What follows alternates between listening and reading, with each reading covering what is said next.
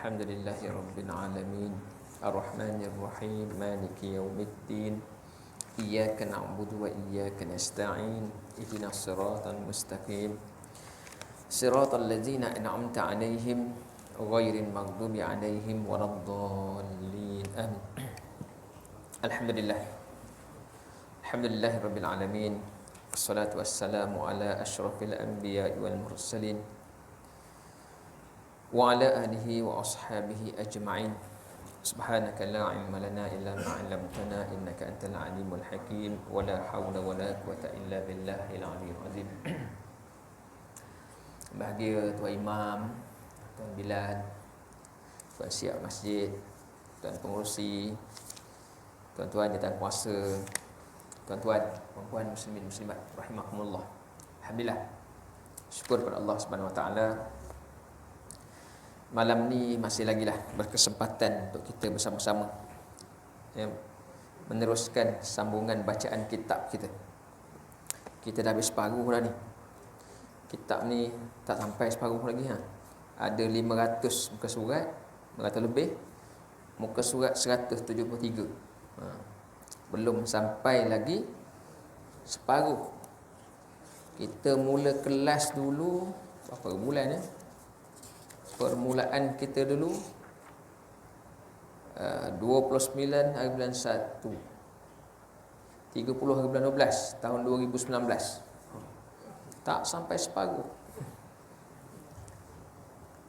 Usyuknya tuan-tuan, telitinya. Jadi insya-Allah kita sambung muka surat 133 malam ni,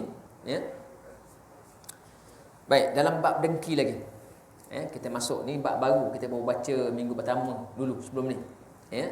Pada 20 hari bulan 9 tahun 2022. Kita baru masuk dalam tajuk dengki. Hasad. Dengki ataupun disebut sebagai hasad.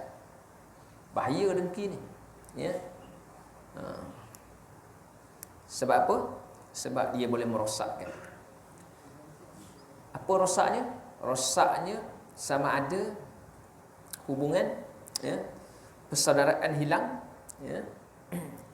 ataupun boleh menyebabkan terjadinya pergaduhan, pembunuhan. Sebabkan bola, pasukan lain menang, dia kalah, dia marah, kan? Maka berlakulah rusuhan, berlakulah ramai yang terbunuh. Sebab apa? Sebab sakit hati dengan kekalahan. Tak boleh orang lain yang lebih. Jadi rosak binasanya sebab apa? Sebab kita tak dapat kawan. Bila kita mula tak dapat kawan, maka syaitan pun dia ambil peranan. Dia pun mulalah melaksanakan agenda dia. Dan akhirnya berlakulah sesuatu yang kita tak nak berlaku. Baik. Syaitan terus menerus berusaha mengobarkan hati permusuhan. Dia apa? Dia tiup api permusuhan dalam hati manusia ni. Memang kerja dia macam tu. Syaitan ni. Syaitan ni kerjanya apa? Kerjanya hasut, kipas kita. Kita rasa marah sikit je, kecil je marah, dia kipas lagi. Supaya marah tu semakin membara, semakin marak menyala. Tu kerja dia. Tak ada syaitan pujuk kita jangan marah. Kan? Kita baru nak marah, tiba-tiba syaitan kata sabar, bertenang. Tak ada. Tak mahu dah dia. Kerja dia apa? Ciuk lagi, marah lagi. Sikit sangat tu. Lebihkan sikit lagi biar dia tahu siapa kita. Tu dia. Memang kerja begitu. Apabila permusuhan telah berkobar, maka senanglah hatinya melihat manusia bermusuhan, yang mana membakar kehidupan manusia pada masa ini dan akan datang. Itu kalau berlaku permusuhan, itulah keseronokan, kepuasan hati bagi syaitan. Imam Ghazali dia tulis, dia kata manusia ni, kita ni kehidupan kita penuh dengan pekerjaan. Kan? 24 jam kita. Daripada pagi bangun pukul 5, kita sibuk menguruskan diri, masuk bilik air, mandi apa semua, ya. Yang makan ubat, dia makan ubatlah dulu. Ya. Kemudian dia pergi solat di masjid, semayang berjemaah, ya. Tuan-tuan lah tu. Sampailah waktu subuh habis, ya. Selepas subuh kalau ada kuliah, sambung lagi kuliah, duduk lagi dengar. Lepas kuliah pukul 7, 7.30 dia pun mulalah buat kerja dia pula. Ya, yang dah pencen pun ada kerja lagi. Mana ada orang pencen duduk rehat. Ya, ingat dah pencen rehat, pencen pun kerja lagi. Belek pokok bunga. Ya. Tengok sana, tengok sini, semua tak kena. Kerja. Ya, pukul lepas tu sarapan apa semua dah siap apa semua, sampai tengah hari, siap lagi. Sampailah ke malam. Malam tak rehat lagi. Kan? Penuh waktu kita dengan apa ni? Dengan pengisian kehidupan tu kita. Tapi syaitan ada tak dia keperluan macam tu? Tak ada. Syaitan dia tak perlu nak tidur, tak perlu bangun tidur gosok gigi. Ya, tak perlu nak makan ubat, tak perlu nak sarapan, tak perlu nak solat, tak perlu nak kerja. Satu je dia buat. Apa dia? Hasut kita. Tu je kerja dia. Dia sama 24 jam macam kita. Tapi kita penuh. Kalau tulis jadual tu pun penuh sampai kita kata, tak cukup masa yang ada. Tapi syaitan manfaat masa dia itu keseluruhannya. Jadi memang itu je kerja dia. Tak ada kerja lain. Jadi masa yang dia ada sepenuhnya digunakan untuk menghasut kita. Ya, mulalah benci hasut supaya kita benci pada orang. Ya, tak ada apa pun, tak bergaduh pun, tapi tengok orang menyampah betul. Tak apa-apa. Pandang orang pun menyampah, dia tak tahu orang pandang dia pun menyampah. Kan? Jadi itu apa? Memang kerja dia. Dia bisik. Ya, tu orang tu dia jeling semacam ni tu. Padahal orang tu tak ada pun. Ya, kebetulan matanya juling. Ya. Jadi itulah kerja dia. Jadi dia gembira menyaksikan hubungan silaturahim antara kaum muslimin berpecah. Ya, serta segala keutamaan mereka pun musnah. Tu dia. Karena kalaulah kita ni tuan-tuan duduk dalam masjid malam ni. Ya. Duduk sini, duduk ya, merata tuan-tuan ada ni. Ya. Setiap tempat dalam masjid ni semua ada orang. Masjid ni, antara peranan masjid ni, hikmah adanya solat berjemaah. Adanya solat berjemaah di masjid ni, hikmah dia ialah menyatukan kita. Antara kita ni secara jemaah ni menyatukan. Persahabatan akan timbul. Ya. Kita pandang sahabat, kita pandang saudara kita ni. Begitu. Tetapi kalaulah kita datang malam ni, duduk sama-sama tapi hati kita rasa tak suka pada orang lain yang tetap bersama dalam masjid ni, maka kita kena tengok balik.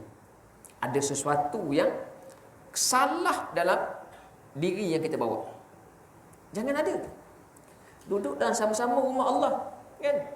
Duduk sama-sama tapi hati rasa tak senang dengan orang ni. Tak boleh.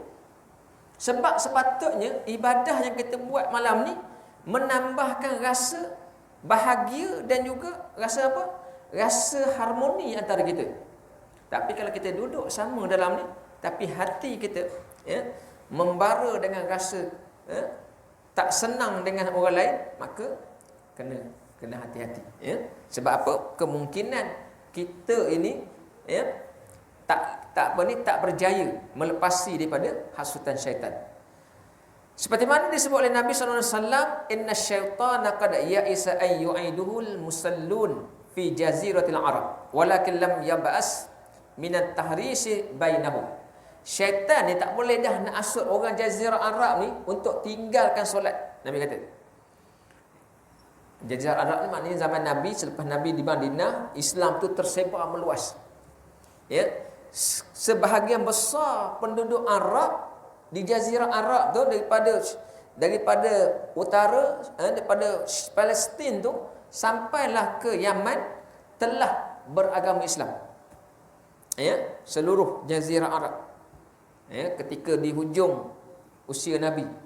Maknanya Daripada utara sampai selatan, manusia solat tu dah memang dah menjadi satu kebiasaan. Ibadah. Jadi Nabi kata syaitan tak dapat dah. Dia dah putus asa dah. Nak hasut orang Jazirah Arab ni supaya jangan solat. Tak berjaya. Tapi dia akan cuba sedaya upaya. Dia tak fokus lagi supaya tak solat. Syaitan. Tuan-tuan ni datang ke masjid, syaitan nak hasut tuan-tuan jangan mas mayang ni tak boleh dah. Ya, tak berjaya dah dia nak hasut tuan-tuan janganlah solat ya. Hari ni penat ni ataupun apa, tak berjaya. Sebab tuan-tuan orang yang istiqamah dah bab solat ni. Bab solat dia dah gagal. Tetapi dia ada cara lain. Apa cara lagi Nabi kata? Tapi dia tak akan putus asa untuk memutuskan persaudaraan kita. Ya. Bab solat ramai orang boleh solat.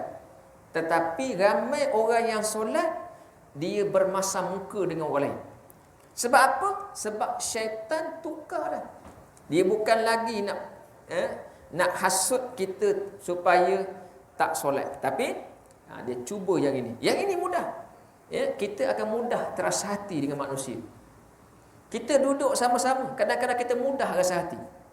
Kita bercakap, dia tak dengar, kita rasa hati. Ya, kita bercakap, dia tak peduli, kita rasa hati. Kita pandang, dia pandang kita, dia tak senyum, kita rasa hati. Itu biasa. Ya. Kadang-kadang kita pandang dia, nampak dia pandang kita. Tapi orang ni mata memandang tapi fikiran melayang.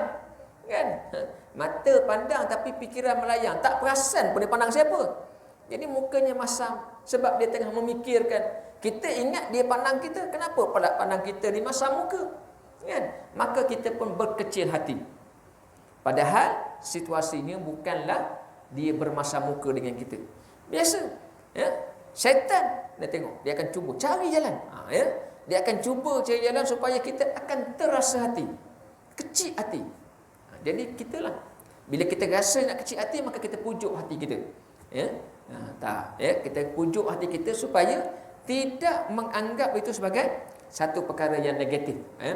Perkara yang kita kita buang rasa tak senang hati tadi. Apabila kejahatan menetap dalam hati seseorang, maka rasa kasih sayang akan hilang. Orang yang menghadapi penyakit seperti ini tidak akan segan memutuskan hubungan persaudaraan yang diperintahkan oleh Allah dan tak takut melakukan perkara yang dilarang agama. Kalaulah hati kita ni bersarang dengan perkara-perkara buruk. Sebab tu dalam Islam dia ada, dia bagi dua. Satu dipanggil sifat manusia ni, kelakuan manusia ni yang dipanggil sifat mahmudah. Ya, apa sifat mahmudah? Sifat-sifat yang terpuji, yang sangat baik. Ya, yang sangat baik, baik hati, ringan tulang, bantu orang, ya. Sentiasa tersenyum, sentiasa menyapa, sentiasa beri salam, baik hati, mahmudah. Sifat-sifat yang terpuji. Tetapi dalam masa yang sama ada sebelah lagi dipanggil sifat-sifat mazmumah. Sifat-sifat yang dicela. Ada ni tercela lah kita, buruk sangat. Apa dia? Dengki, sombong, ya. Ni sifat-sifat mazmumah. Sifat-sifat di hatinya bersarang dengan benda-benda yang tak baik. Sentiasa hatinya ya pandang orang lain dengan pandangan yang tidak menyenangkan.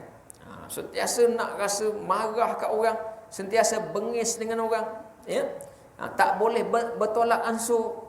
Jadi ini, kalau ini banyak dalam hati, maka mudah bagi syaitan, ya, untuk menghasut kita. Dan akhirnya apa? Kita akan semakin jauh daripada agama. Ya? Nabi sebut antara dia, Nabi larang kalau kita jadi orang yang dalam masyarakat, duduk di kampung ni, kita jadi orang yang manusia tak suka kat kita. Bukan seorang, bukan dua orang, semua ataupun sebahagian besar, ya, penduduk kampung ni tak suka dengan kita. Itu adalah orang yang paling malang sekali. Sebab bila manusia tak suka pada dia atas sifat-sifat buruk dia, maka tentulah Allah pun tak suka. Tak suka bukan sebab sifat baik, sebab sifat buruk. Ya, manusia, kalau sebahagian besar manusia tak suka dengan perbuatan buruk dia, ya, kalau boleh tak nak dia ada, maka melambangkan kita ni dalam bahaya. Islam menyedari bahawa kemungkinan akan berlakunya kerosakan persaudaraan sesama Muslim. Oleh itu, Islam memberi cara-cara bagaimana untuk mempertahankan hubungan sebelum ia rosak. Ya, memang itu panduan. Islam dah bagi dah panduan. Macam mana kita ni nak elak supaya kita ni tak bermasam muka. Nak elak macam mana cara kita ni tak putus silaturahim. Islam mendorong kaum Muslim supaya memelihara dan berkasih sayang antara mereka, dan melarang bersikap menjauhkan diri kerana manusia berbeza-beza cara dan tabiat.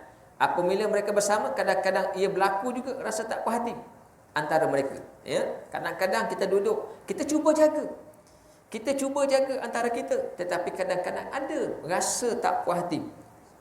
Mungkin orang kepada kita, dan kadang-kadang lebih banyak kita kepada orang.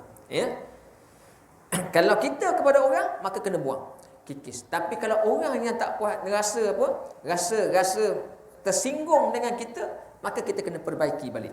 Jangan dibiarkan. Ya, biarlah dia tak rasa hati apa semua. Jangan. Apabila kita membiarkan rasa tak puas hati tadi, ya, ataupun rasa tersinggung tadi, maka kita bimbang rasa itu akan menjadi makin parah, makin teruk. Ya, jadi kena perbaiki. Apa dia cara yang Islam tunjuk supaya kita ni dalam hubungan masyarakat ni kita boleh harmoni, kita tak bermasam muka, kita tak putus silaturahim? Sabda Nabi SAW, la tuqata'u la tadabaru wa la tabaghadu wa la tahasadu wa kunu ibadallahi ihwana wa la yahillu li muslim an yahjura akhahu fawqa salas. Jangan kalian, Nabi kata, la tuqata'u, jangan putus hubungan silaturahim. Kalau kita berjauhan lain, maknanya kalau kita jumpa lepas tu kita berpindah jadi tak jumpa, itu bukan putus silaturahim. Itu kita berada di jarak yang jauh. Maksud putus silaturahim ni dalam bentuk kita berada berdekatan, ya, kita berjumpa tapi kita tak nak lagi bertegur sapa. Ya, kita bermasam muka. Itu putus silaturahim. Ya. Ataupun kalau kita duduk berjauhan dan kita rasa kita lepas ni tak nak lagi jumpa dia. Ya. Kita rasa tak nak lagi jumpa dia sebab kita tak tersinggung dengan apa yang berlaku, pun boleh juga. Ya.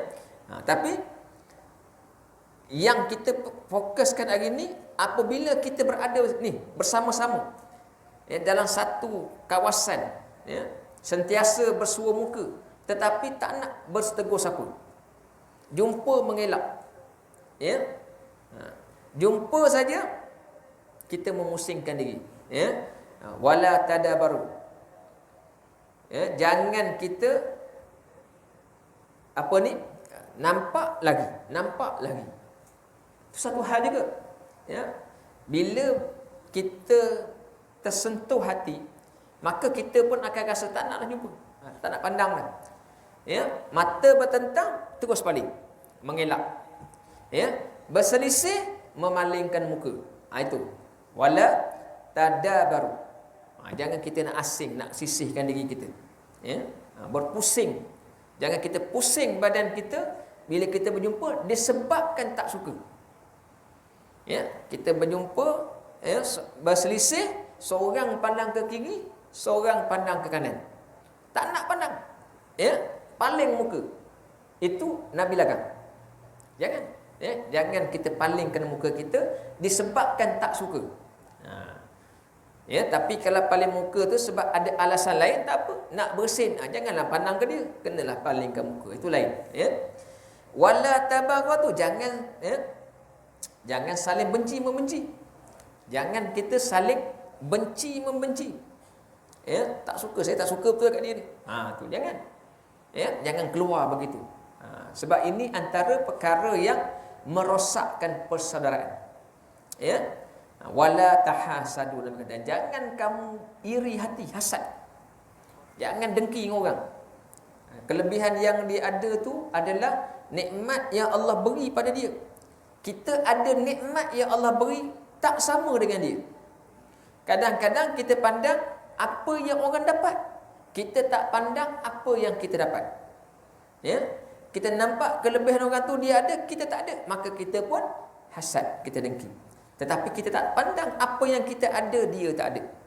Ya, itu. Jadi itu menyebabkan timbulnya sakit hati sebagainya. Tapi Nabi kata apa? Jangan dengki.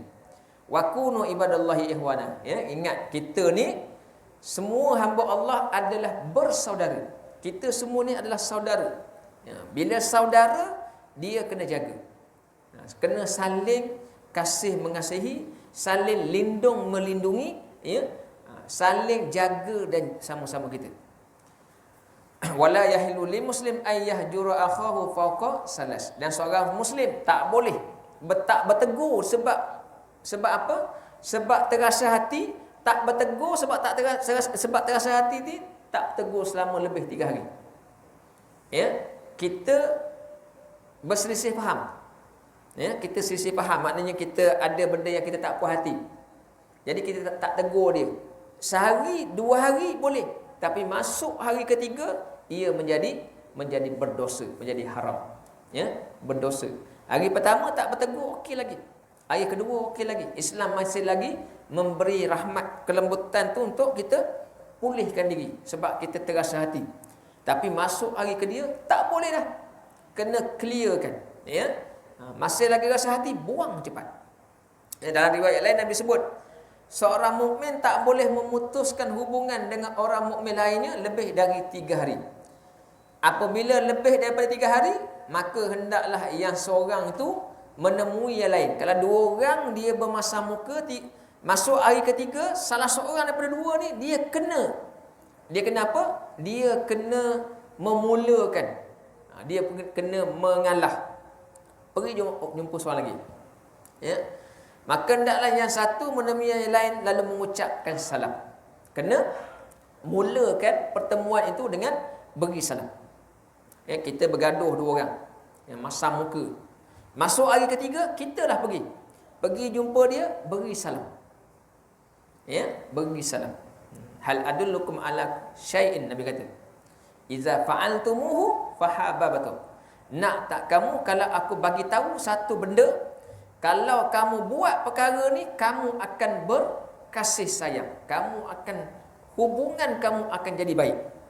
Ya, apa dia? Afsus salam bainakum. Ucapkan salam kepada antara sesama kamu. Itu dia, ya. Kalimah salam itu adalah satu benda yang sangat baik. Sebab tu Nabi kata kalau kita bergaduh dengan orang, kita nak perbaiki diri, macam mana cara? Kita bagi salam.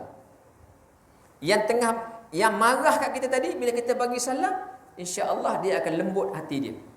Dia akan apa? Dia akan rasa kemarahan itu akan hilang. Okey. Bila bagi salam, apabila dia diberi ucapan salam telah jawab.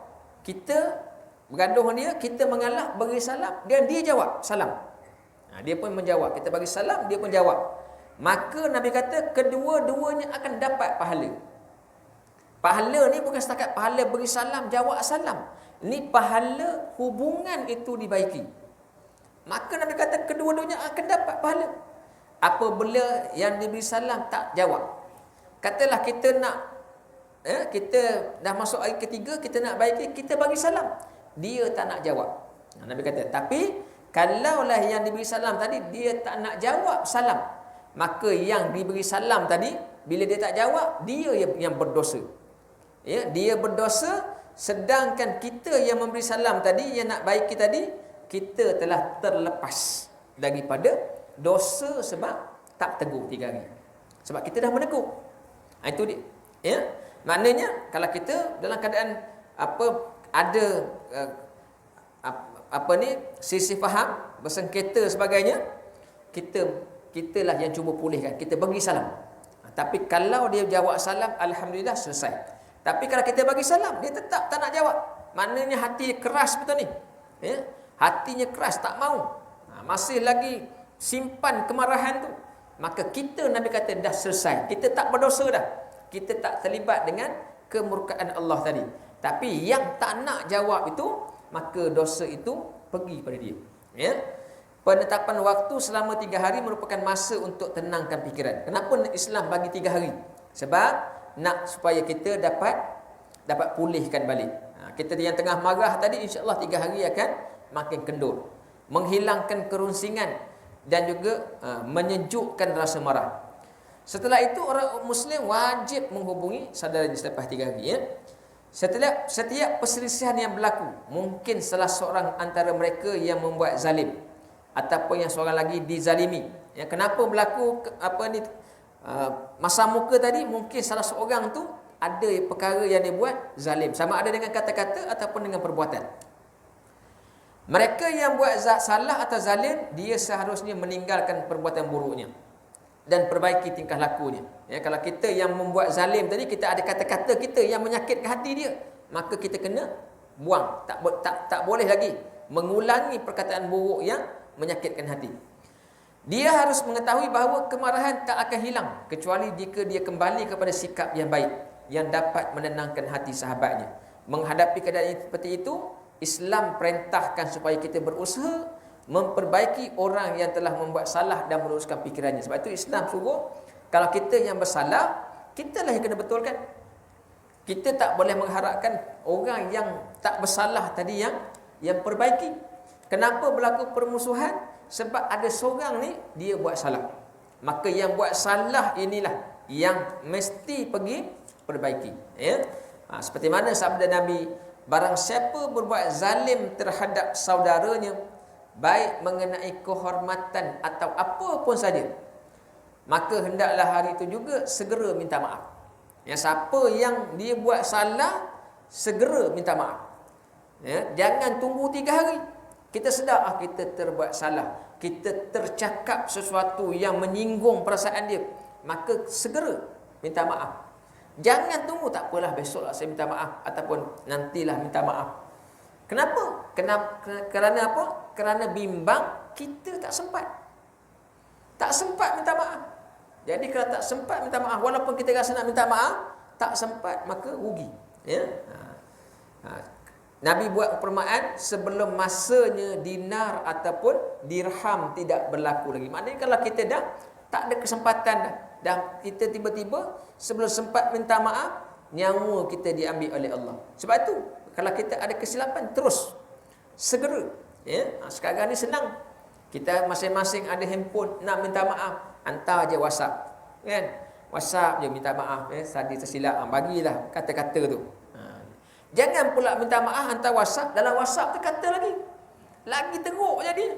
Ya. Saya nak minta maaf, sebenarnya tadi saya tak salah pun, engkau yang salah kan. Dah macam mana nak minta maaf? Tak jadi buat. Ya. Gunakanlah apa yang ada. Apabila orang buat zalim tu punya amal kebajikan ni, yang bahayanya, ya. Kita tersalah buat. Contoh tadi, kita ada buat kesalahan dengan orang, menyebabkan dia rasa hati. Ya. Nabi suruh minta maaf segera, tapi kita tangguh. Kita tak sempat minta maaf. Kita kata nanti dululah.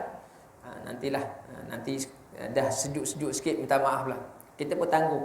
Sehari-sehari tangguh. Akhirnya Allah cabut nyawa. Tak sempat kita minta maaf. Apa yang bahayanya? Nabi kata, bila kita ni tadi buat salah, tak sempat minta maaf, ya.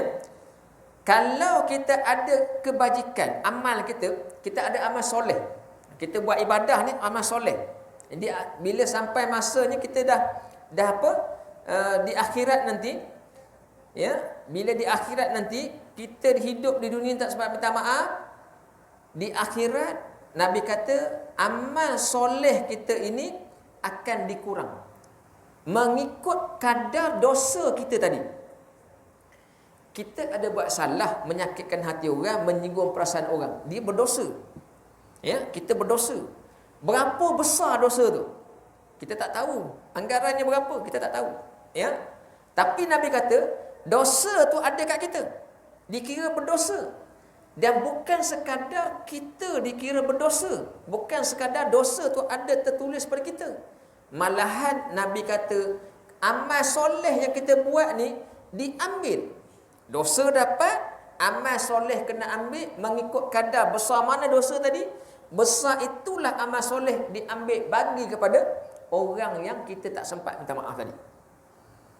Kan keteruk tu, kan? Dosa dapat, pahala kena tarik pula. Ya? Kita dulu kita belajar tentang kalau kita kita buat sesuatu, contoh hutang, kan? Contoh hutang.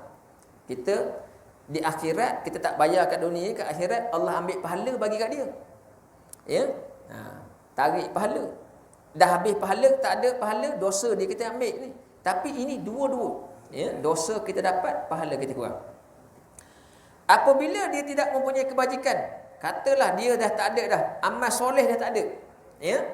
Dosa dia dapat, amal soleh nak bagi tak dapat, maka dosa orang itu dihantar balik kat kita. Double dosa kita dapat. Itu dia. Ya. Sebab itulah dalam bab ini, dalam bab mahabbah, silaturrahim ni kena jaga. Jangan kita abaikan. Jangan kita anggap benda tu perkara remeh. Ya. Jangan kita anggap tak apalah, tak nak tegur dengan dia, putus saudara dengan dia, tak apa. Tak boleh. Sebab apa? Sebab mudaratnya sangat besar kepada kita. Ya. Kita takut amal soleh yang kita buat hari ni, pahala yang kita buat ni banyak-banyak ni, tak mampu nak cover dengan sebab kita putus silaturahim. Ya. Belum kira dari segi amalan lain lagi. Belum kira dengan maksiat yang kita buat lagi. Dengan putus silaturahim ini pun belum tentu amal soleh yang kita ada hari ni boleh cover, boleh mencukupi untuk kita ganti di akhirat nanti. Itu dia, ya. Sebab tu dalam kehidupan kita ni, ya tuan-tuan, umur macam ni, kita sekarang ni rebut untuk dapat pahala. Cari peluang untuk dapat pahala. Masa yang sama kita kena jaga supaya pahala kita tak hilang. Dosa kita tak bertambah. Ya. Kita kena jaga. Kita tidak menambahkan dosa yang sedia ada dulu, pernah kita buat, ya. Kita dah taubat apa semua, kita tak nak lagi tambah. Dan masa yang sama kita kena jaga supaya pahala yang ada ini tidak ditarik sedikit-sedikit oleh Allah. Ya. Jadi rugi sangat. Demikianlah Islam memberi pengertian pada orang yang telah berbuat salah wajib minta maaf kepada orang yang tidak bersalah. Kemudian orang yang tak bersalah pula mesti memaafkan. Ya, kalau kita minta maaf, orang yang kita minta maaf tu Islam suruh mesti bagi maaf. Tak boleh kata saya tak akan maafkan dia sampai bila-bila. Saya tuntut dekat akhirat. Kan main lagi handa dia. Dia ingat dekat akhirat, so mudah-mudah nak tuntut. Ya, kan? Saya tak akan maafkan dia sampai bila-bila. Dia dah salah dengan dia, kesalahan tu saya nak tuntut ke akhirat. Tengok apa Nabi beritahu, warning. Kalau orang yang bersalah dengan kita minta maaf, kita tak nak beri kemaafan. Apa Nabi beritahu? Apabila seorang datang kepada saudaranya sesama Muslim untuk minta maaf. Ya, ada kita ni, ada orang salah dengan kita, datang kepada kita minta maaf. Ya. Dia minta maaf, saya menyesal sungguh. Tak, ya. Jadi kalau nak apa bagi tahulah. Ya. Saya gantilah, ya. Tapi maafkan. Datang minta maaf, tapi permintaannya itu ditolak. Kita tak nak maafkan. Ya. Dah, kau punya ni memang melampau, saya tak akan maafkan. Ya. Okey. Tak nak maaf. Maka pihak yang menolak permintaan maaf itu memikul dosa seperti dosanya seorang pemeras. Ya. Maknanya bila orang datang minta maaf, kita tak nak maafkan, orang tadi dah hilang dosa dia. Dia dah tak berdosa sebab dia minta maaf. Sekarang ni dosa itu ke mana? Kepada kita. Terbalik kepada kita. Ya, dosa itu pergi kepada kita. Dahlah kita dulu kita marah dengan perbuatan dia. Ya, sekarang rupanya dosa tu kita yang kena. Kan kerugi namanya. Ya, itu dia. Dan hadis yang lain Nabi katakan, barang siapa yang diminta maaf dan tak mau memberi kemaafan, orang itu tak akan dapat minum dari telagaku di syurga. Ya, Nabi takkan bagi minum air ketika kita nanti, ketika kita nanti di akhirat, di padang mahsyar, kita tak ada apa. Ya, beribu-ribu tahun kita kehausan, kita kelaparan. Ya. Kemudian andainya kita ada amal soleh kita tadi, banyak adalah yang perbuatan baik akhirnya dikira-kira layak masuk syurga. Tapi Nabi kata takkan bagi minum air daripada sumur ataupun telaga Nabi SAW. Ketika itu semua orang ahli syurga nakkan tu, kita pula tak dapat. Maknanya dalam syurga pun ada benda yang belum tentu kita boleh dapat. Disebabkan kesilapan yang kita buat di dunia ini. Wallahu a'lam. Cukuplah untuk malam ni. Sekadar itu sebagai renungan kita bersama. Macam mana antaranya kita perlu ingat bahawa bila kita buat salah kepada sesama saudara kita ni, segera minta maaf. Itu yang pertama. Yang kedua, kalaulah orang yang salah minta maaf, orang yang diminta maaf tu kena beri kemaafan. Mesti beri kemaafan supaya tidak kita ini mendapat dosa daripada Allah. Tapi orang yang minta maaf tu mestilah dia minta maaf sungguh-sungguh, bukan saja-saja. Dan dia tak mengulang, dan dia sedar dengan kesilapan dia. Sebab itu dia minta maaf. Bukan dia sekadar minta maaf, sekadar ucapan di mulut saja. Dia betul-betul menyesal dengan perbuatannya. Dia sedar itu adalah kesilapan, dan dia pun berazam takkan buat lagi benda yang sama. Maka ketika itu kita kenalah memberi kemaafan.